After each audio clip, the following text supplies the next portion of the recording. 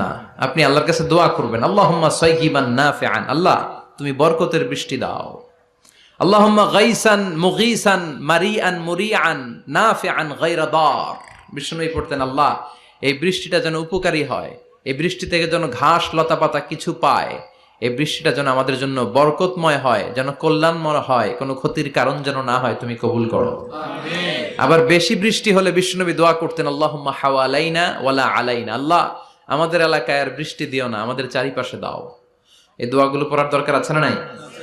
আল্লাহ যা বৃষ্টি দিবে এটা যেন আমাদের কল্যাণ হয়, আমরা পড়ি আমিন।